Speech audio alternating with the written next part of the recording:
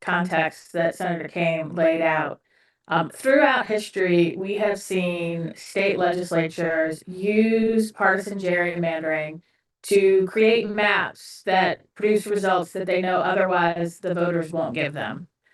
We tried to get away from that in Virginia and a number of other states. We've tried to get away from that through federal legislation that would ban partisan redistricting.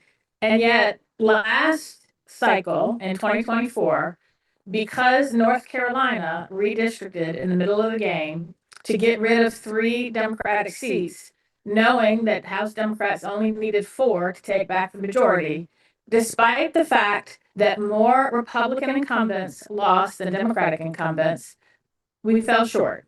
And the Republicans kept the control of the House. Seeing that, President Donald Trump decided to bully state legislatures from Texas to Indiana and trying and others to change the game by having them, in his words, find me more seats. Donald Trump tried to take away the voice of other states and Virginians by stacking the deck in Texas and Missouri and trying in other states. Now, starting today, that power goes back to the hands of Virginians. In response to level the playing field, the Virginia General Assembly has put forth a constitutional amendment. And unlike Texas and Missouri, it will be the voters of Virginia that decide whether that moves forward. And they have the ability to have their voice heard today to ensure that we level the playing field and don't let Donald Trump simply bully other states into finding him more congressional seats. Because here is the difference that redistricting in North Carolina made.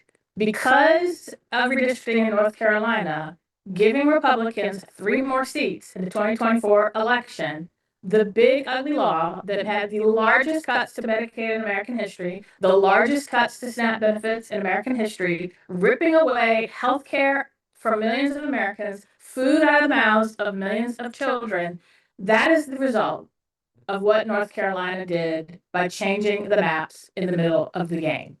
Now the stakes are incredibly high. And what I heard, not just in my district, but traveling all around the state last year in the state elections, is Virginians are sick of it.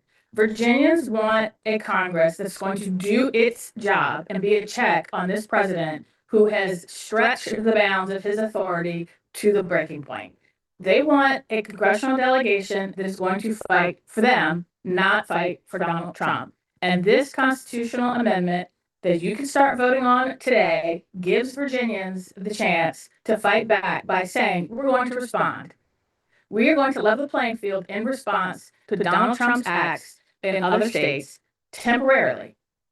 And it's very clear the only reason this happens is if other states do redistricting absent a court order, which we've seen in Texas, resulting in Democratic members being put together in seats, eliminating Democratic ability to win those seats in Texas. Well, now Virginia voters will get their say. Between now and April 21st, I'm voting yes, and I urge every one of you to do the same. It is now my pleasure